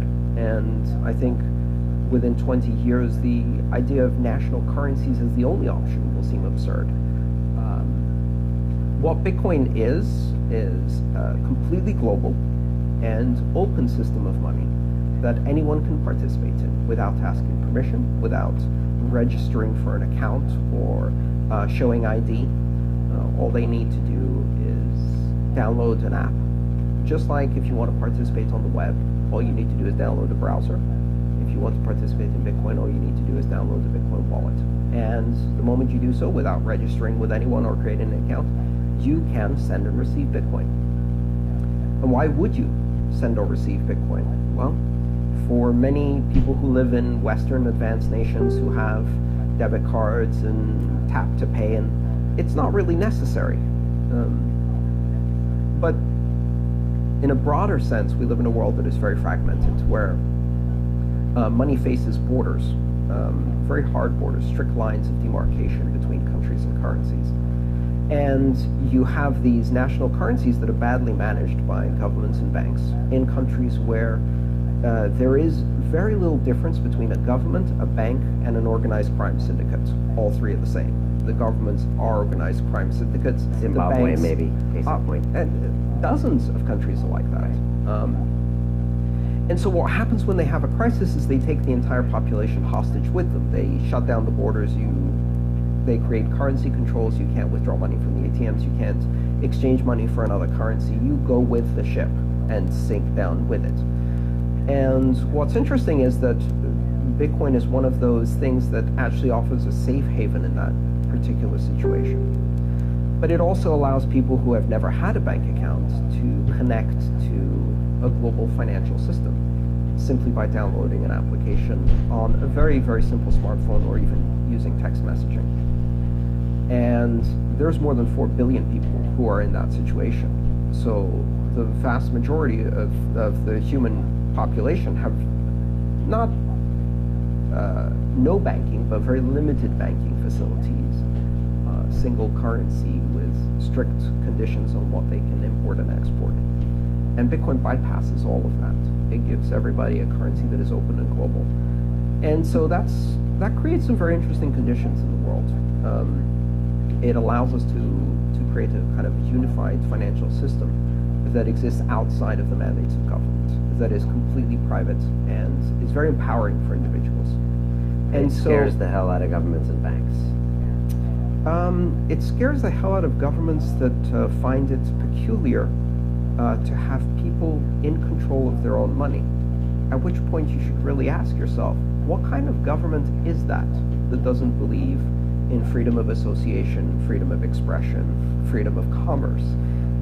That's more of an indictment of that kind of government than it is of Bitcoin. If your government is afraid of Bitcoin, you should ask yourself, what kind of government do I have? Most liberal governments are not afraid of Bitcoin. They see it as an opportunity for growth and jobs, and they call the industry fintech, the cornerstone of technology. And in fact, they should see it that way. Fintech, yeah. This is one of the things that can compete with banks. And banks really need competition, right? They're way too comfortable with their power and established systems, right? So we're in probably the global financial center for banking, second or maybe the same as New York City. But we have a lot of international currency trades here in London. Yes. We're pretty much in the center of fintech because we're in Shoreditch, which is where technology always started here because of the cheap rents. So I've interviewed countless fintech CEOs in here that are trying to disrupt the pension market. I've had TransferWise in here, their CEOs, trying to disrupt currency exchanges and banks by going peer-to-peer.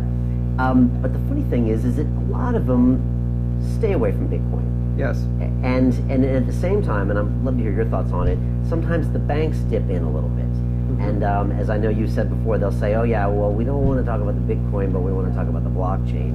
And they kind of, I don't know, maybe choose and pick based on politics or, marketing, or I don't know.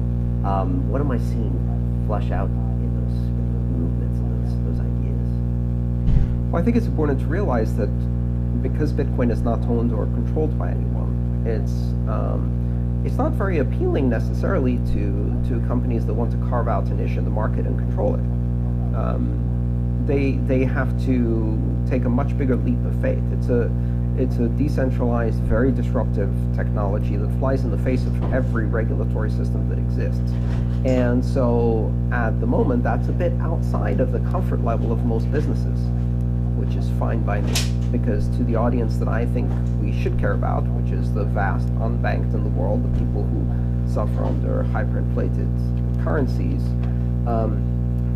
optimizing the shopping experience or the yields on their pensions is the least of their concerns. Right. I mean, I live in the Western world, so now I have all these choices when it comes to banking, things I can invest in, services. And so for me, Bitcoin isn't as necessary as some of these other 4 billion people that might not be able to even hold a currency that doesn't inflate by hundreds of % overnight. Absolutely. And you have the freedom to trade in any currency you want, to trade on any stock exchange in the world you want, and you can do that any time of the day or night you want. And your government is not confiscating your bank accounts, is not setting limits on your ATM withdrawals. But, that may change. It wouldn't be completely out of the realm of possibility that you have a currency crisis even in the UK. We don't know. Yeah, we don't know. And it's interesting because as an American citizen here, I have some dollar balances, and no one wants to touch them here. Yes. Because of how hardcore the U.S. Tax system is and the IRS when it comes to cracking down on rural citizens. So it doesn't even matter that I've filed my taxes every year since I was 12 years old. Is that they don't even want to touch it. They're like, American dollars? No thanks.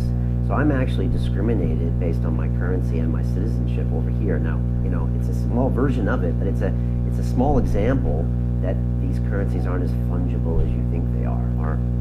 Right. So there's two aspects to a currency. There is markets, and then there's politics. And the problem with national currencies is when politics overrides markets. And that's what you're experiencing in a small way is geopolitical considerations overriding market realities. And when that happens, usually that's reflected in the price of the currency. It's reflected in the flexibility and liquidity the currency has. And so one of the interesting things about Bitcoin is that it is completely neutral to geopolitics. It doesn't care. It does not. It's not owned by a nation. And so it has none of the considerations of geopolitics. That becomes more and more important the more geopolitics start affecting markets, right? So if you have, a resurgence of the Cold War, if you have a currency crisis within an economic area like the euro, then having a safe haven, having an exit opportunity is important. It's also important to realize that Bitcoin isn't intended to or designed to, or even I think anybody who's in Bitcoin thinks this will happen. It's not intended to replace national currencies. It's intended to break monopolies. It's intended it gives people the option, and it's a completely voluntary system.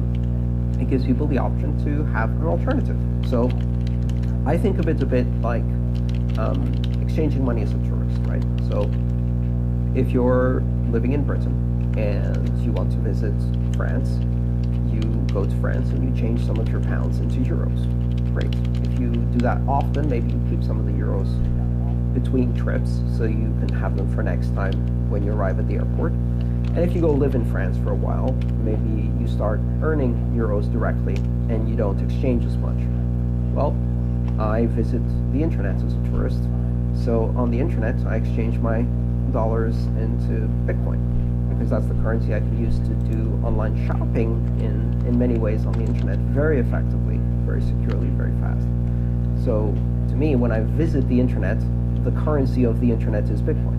Now, after a while, I moved to the internet. And I started earning on the internet. And at that point, Bitcoin became the currency I earned in. And now, when I come to the UK, I'm a tourist here, I convert my Bitcoin into pounds in order to spend it here. But I'm still earning in Bitcoin. So if you think of the internet as a foreign country, where some of us are permanent residents, right? Then you start understanding how Bitcoin can be a currency of choice for an internet generation. Okay. And you try to invoice people in Bitcoin. You try to get paid in Bitcoin, and when you can, you try to spend in Bitcoin.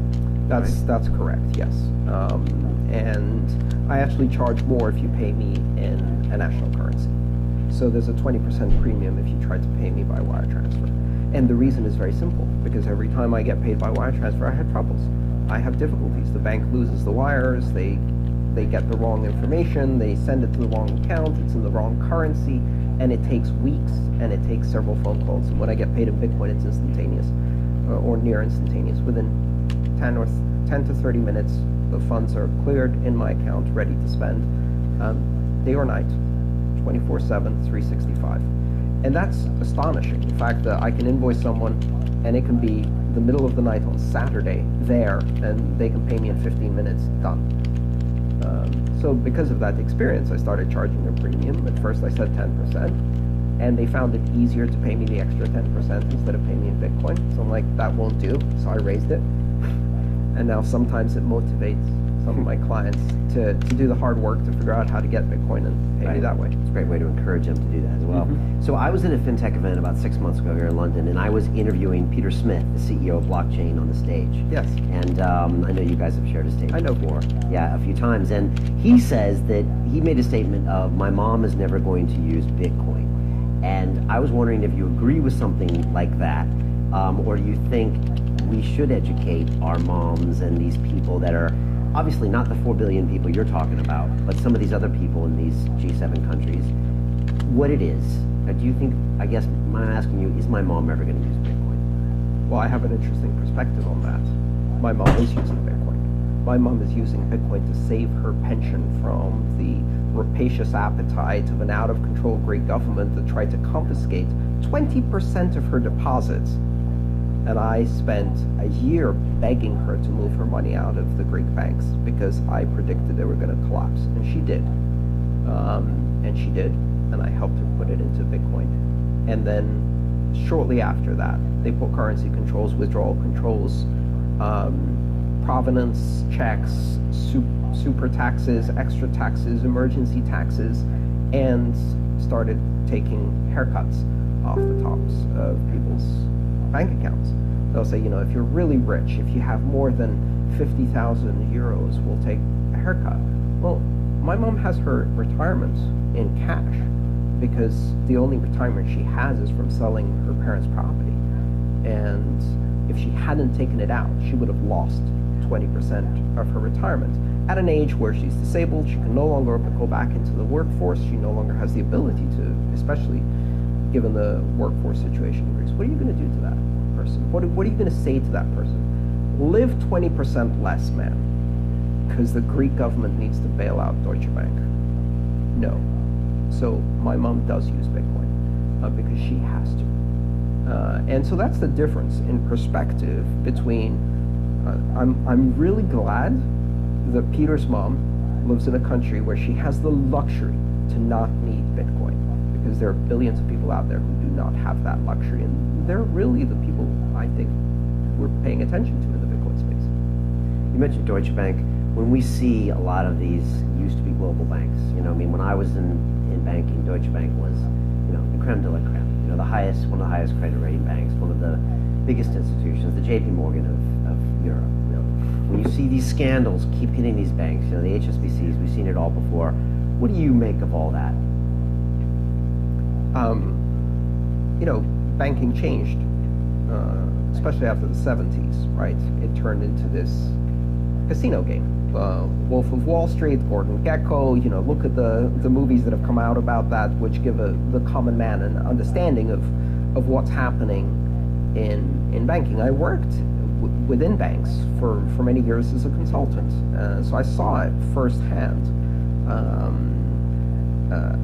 Arrogance, narcissism, sociopathy, complete disregard for the rules, complete disregard for common decency.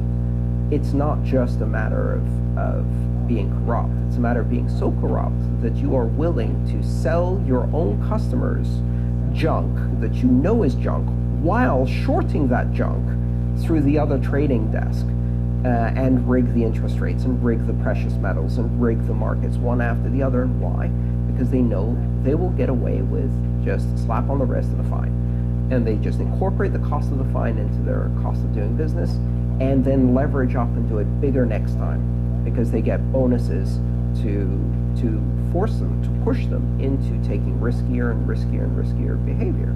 So, you know, that's the simple truth, right?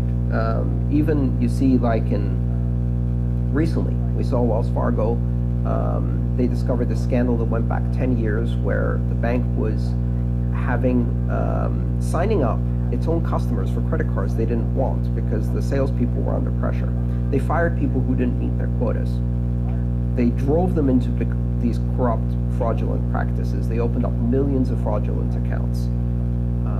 The CEO walked away with $200 million in bonuses and salaries during the 10-year period because of driving up the stock price. They're not going to go to jail. They actually fired 5,000 of the lowest paid employees in their bank to scapegoat them. And meanwhile, the head of the department walked away with another $150 million bonus, I think. And so the bottom line is the regulatory system in banks is broken. It's completely captured by the banks themselves. And it doesn't serve in any way as consumer protection. And this culture is broken. And the issue isn't just that they're defrauding customers, the issue isn't just that they're gambling. The bigger issue is that the entire financial system is now an extremely fragile, interconnected edifice that is rife with corruption. The whole system is just completely full of corruption. And it's at a point where it threatens the stability of the world economy, right? So encouraging these kinds of behaviors or failing to discourage them has led to a system that is now a threat to the global economy. Okay. And Bitcoin isn't going to save us, right? It's not. It's not ready. It's not advanced enough. We've got a much bigger problem than any solution we have right now. Right. And when Trump now takes his Secretary of the Treasury, ex-Goldman Sachs, Of course. what do you think of that? Well, I mean, is anybody surprised? I don't know if anybody actually bought that ridiculous platform. Of anti-establishment, no more business as anti-establishment, usual. drain the swamp. I mean, come on. Is a billionaire is going to be anti-establishment? Let's be serious. Of course he picked Goldman Sachs to run Treasury. How else? And Hillary would have done the same, right? So nothing changes. This is, as I've said many, many times, the election choices facing Americans were a choice between blue Goldman Sachs and red Goldman Sachs. You can choose the color, but Goldman Sachs is still going to be in charge, and if you think your vote is going to make a difference, you're a fool. There are two ways to express power in this world, voice and exit, as my friend Balaji Srinivasan says. And when voice is no longer sufficient, sometimes even when it is, exit is a more powerful expression. And exit means get your money out of the system, get yourself out of the system, and reduce your exposure to the ridiculous system as much as you can. Bitcoin is a means to switch from expressing power through voice to exit. And I think that's a really powerful way to do it. Now, does working at Goldman Sachs once in your career make you now not suitable to be Secretary of Treasury? Just to play devil's advocate here, I mean, does it mean that some of the smartest people in banking shouldn't be in that position to know what's up? But it's not just once. These are consummate careerist bankers who have been in and out of the system at several different stages. He wasn't just a Goldman Sachs banker. You look at the previous parts of the resume, and who are you going to get to drain the swamp? The swamp dwellers? They're not going to do the job, right? And keep in mind, this isn't a matter of evil people doing evil things. This is a matter of systemic corruption, because the system itself is geared towards corrupting those who participate, and corrupts them in a very subtle ways. They start believing certain assumptions, right? What's good for Wall Street is good for the broader economy, that without these ways of doing things, we wouldn't be successful, or we wouldn't produce growth, or whatever. So it's not as if bankers are evil. Most of the people who work at banks are really nice people. They're really smart people, and I've worked with many of them, and they're really nice. But if you put them in a system that encourages the worst of human behavior, and that's how you get the bonuses, and that's how you keep your job, people gradually start rationalizing, and they rationalize and become part of the system. And no better than senior executives or managing directors at Goldman Sachs. I mean, they can't see the forest for the trees. Right. Yeah, it's been indoctrinated. I know. I grew up in that culture since I was 21, 22.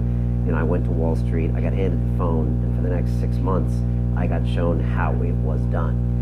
Part of that included we try to, rip as much money out of every trade as possible. That's what you try to do. That is the mentality of Wall Street. And maybe any other capitalist system, but there it just can get really out of hand really quickly. And risk-taking as well. I mean, banks started off as institutions to hold deposits. Right. And in the 70s, like you said, and 80s, they morphed into these casinos. Well, there was the Glass-Steagall Act that was repealed by Bill Clinton. Yeah, and that was the beginning of the end. Yeah, and that made it even worse. But before that, people were taking these balance sheets and just putting these huge bets because that just seemed to be the convenient place to do it at the time. Oh, this is the bank, has all these bonds. Well, let's quadruple up and see what happens next. And, when I was there, you got paid an annual bonus on how much you made. Now, if you lost a lot of money, you might get sacked, and then you'd go work for Bear Stearns. And then if you made a lot of money, you would get a chunk of it. And so it's in your interest to take a lot of risk.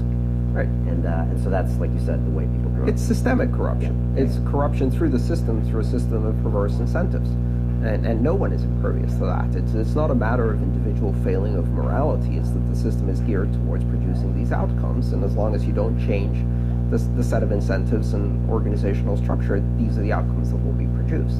And the regulators are part of the same system that produces these outcomes, and nothing changed.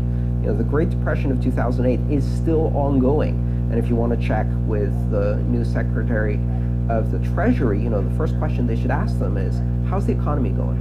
And if they say the economy is growing and improving every day, they are completely out of touch with what's really happening in people's lives. Because the people who elected Trump would say the economy is a complete mess, right? Why? Because there's two economies.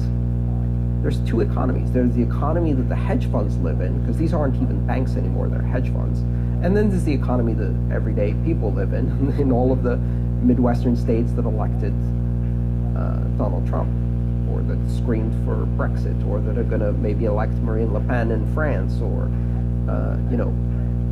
these are people who are still suffering 8 years later with enormous increases. They look at the papers, and the papers say, we have no inflation. The inflation rate is low. Really? If you exclude food, energy, and healthcare, and the cost of rent. Are you kidding me? So if you exclude, living, breathing, getting sick, and living somewhere and eating, sure, there's no inflation. For real people, that's 80% of their paycheck, and that's been increasing at double digits. So, this discrepancy between this bubble that the hedge funds live in and the real world is enormous. Let's talk about Bitcoin and just finish that up. The history of Bitcoin, I think, is important to know kind of where we are now, because we can learn a little bit about it. Walk us through a brief history of Bitcoin. I think it's at $750 today. It's had a nice run this year. Tell us why that matters. And second of all, I want to quote you one time. I think you said this at a Wired Money conference maybe this year or last year, where you said, Bitcoin, it's not slow jazz, it's punk rock, deal with it. As in, it's something that is, I guess, maybe emerging and new, that we're not as familiar, or maybe you can explain exactly what you meant. Well, that was a reference to the banks that are trying to sort of smooth the rough edges off Bitcoin and repackage it as the blockchain. So, Bitcoin is open, borderless, neutral, censorship-resistant, international money that is not subject to banks and governments. And what the banks want is they take one component of that, which is the blockchain technology, and they say, great, can we take this and turn it into a system that is not open, not borderless, not global, not neutral, not censorship-resistant, and completely controlled by banks? No, you can't. And what you want to do is bring in the creative. It's like when they try to do innovation, right? They bring in the creative genius and they say, we love your ideas, we love how independent and creative you are. Now, cut off the ponytail, shave, take off the leather jacket, put on a suit, sit in front of our board and compromise until you're an empty shell. and then they ask, why is innovation failing within our company? Why? Because you kill it the moment it walks through the door. And this is the same thing with Bitcoin. They want Bitcoin for all of the things, except for all of the things that it is, right? They want blockchain as long as it doesn't do any of the things that the Bitcoin blockchain does, which is empower individuals to get free of the control of banks. And so it's ironic, and that was the essence of my message. Now, in terms of the price and the history of Bitcoin, I think it's really important to not focus on the price itself. The price is important in that it determines the amount of liquidity, the amount of economic activity and investment. Sure, absolutely. And I see a very clear correlation. Every time the price goes up, I sell books, I sell conference engagements, I get more hits on YouTube, all my metrics go up, right? So in some ways, I get kind of whiplashed back and forth because of the price. But the really interesting history of Bitcoin is in the development of the technology. As a technology, Bitcoin has been going through this growth phase very similar to where the internet was in the early 90s. So the core technology maturing, getting more and more robust, getting more and more secure, every attack strengthening the system, recovering from attacks and then getting stronger and more immune to the next attack, and that cycle repeating over 8 years. You know, something astonishing is happening here. You have a global currency that is not only worth $12 billion in total market now, but has been creating economic activity every 10 minutes, which is the heartbeat of Bitcoin blockchain. Every 10 minutes, it has been beating for 8 years non-stop. Has not gone down ever in 8 years, has not been stopped in 8 years, and just continues this relentless beat forward. At the same time, the technology itself is evolving so fast. There was recently a developer conference in Milan, and the number of just groundbreaking, disruptive, revolutionary ideas that were presented for the first time. These won't actually reach the end users of Bitcoin for about 2 years. We're now seeing the things that were invented in 2014 are just now hitting the market. Okay. And the new stuff is impressive. And it's every 3 months I am just blown away by some idea that is completely out of this world. Now we're seeing some of the scalability, the early scalability issues being addressed. So if you think of Bitcoin as a network technology, right? It's in a process of permanently failing to scale, just like the internet. So the internet was not quite fast enough to do everybody's email, and then it was. And as soon as it was, people started sending attachments to each other, and then it was like, oh, groaning under the pressure. It can't do all of the attachments, then it can, so people start doing phone calls over the internet, and then it starts groaning again. And this process of constantly failing, because as soon as there's more capacity, people say, oh, wow, hey, now we can do HD video. We couldn't do HD video before. Now we can do 3D video. Now we can do 3D HD holographic video, whatever. There's always a new application.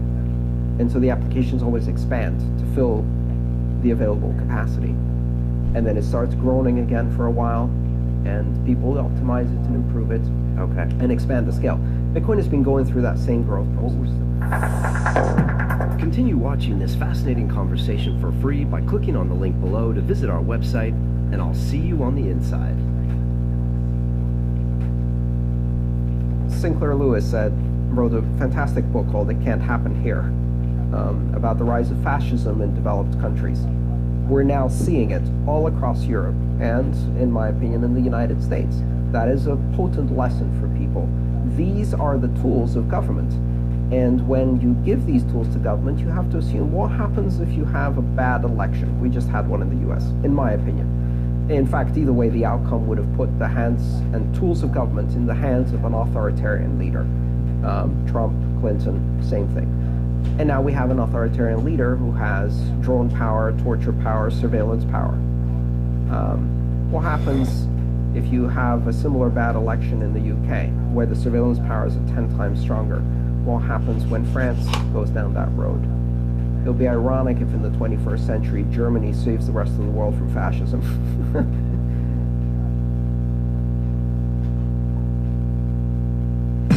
This week on London Real, we have the technologist, entrepreneur, and Bitcoin expert, Andreas Antonopoulos. Bitcoin today is not Bitcoin of 2009. It's growing, it's evolving, it's developing new capabilities and features. We can see a world where the idea of currency choice subverts the very concept of a national currency monopoly. From my smartphone in Trafalgar Square to a Kenyan farmer's text messaging phone, which they can then use to buy seed or stock up a small store. Bitcoin, the currency, is email. It's not the real invention. It's the first application of that invention. On Sunday, London Real presents Andreas Antonopoulos, Bitcoin. Criminals were the first to use cars, the first to use phones, the first to use electricity, the first to use every single technology. Fire was probably first used by a criminal. London Real Academy. Build the best you. When I go in and look at a person or a business, I want to hear him talk about his dreams. Am I living in alignment to the way I want to be living? And there's a feeling you get if you're not. A community of action-oriented people that will keep you accountable to your goals. Sign up now for a free 30-day trial.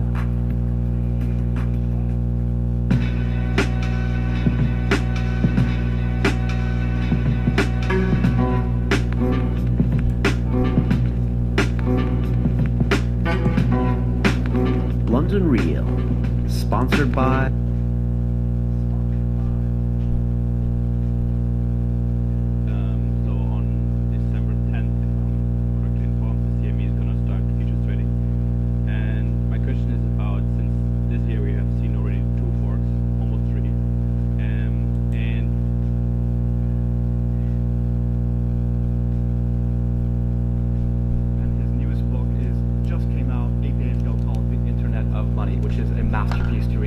Please help me welcome Andreas Antonopoulos.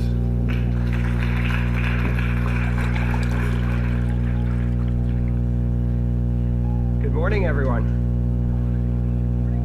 Let's start with a quick poll here. How many of you have used a digital currency like Bitcoin at least once? And how many of you own Bitcoin at this moment, or any other digital currency? Okay.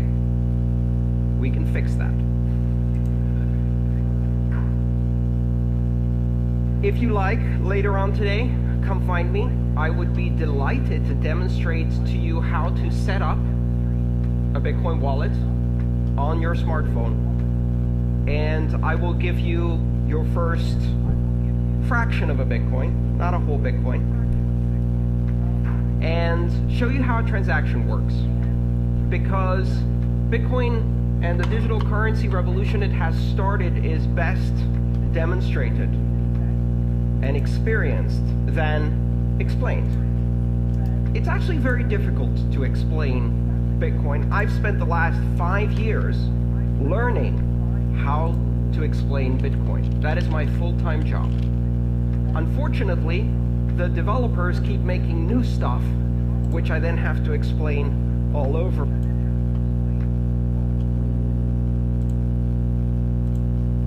His newest book just came out 8 days ago, called The Internet of Money, which is a masterpiece to read. Please help me welcome Andreas Antonopoulos.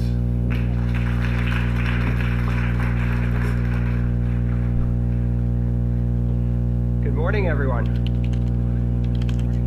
Let's start with a quick poll here. How many of you have used a digital currency like Bitcoin at least once? And how many of you own Bitcoin at this moment, or any other digital currency? Okay, we can fix that.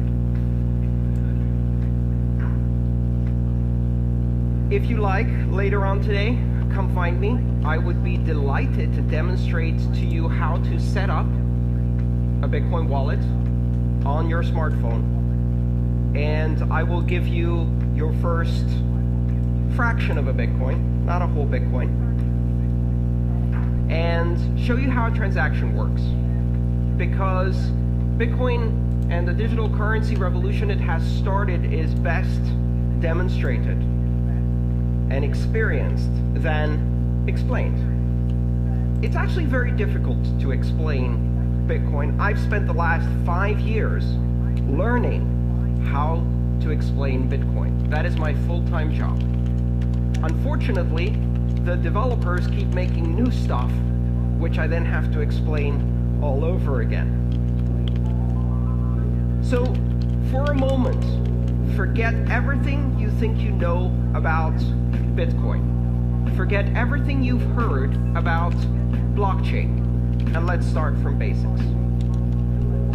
In 2011, I heard about Bitcoin for the first time, and my reaction was exactly the same as the reaction of everybody else who heard about Bitcoin the first time, including its founder, and that reaction was, ha! Nerd money. That's probably just for gambling. 6 months later, I heard about Bitcoin again. And this time, I read the white paper that launched this system. And my background in computer science and distributed systems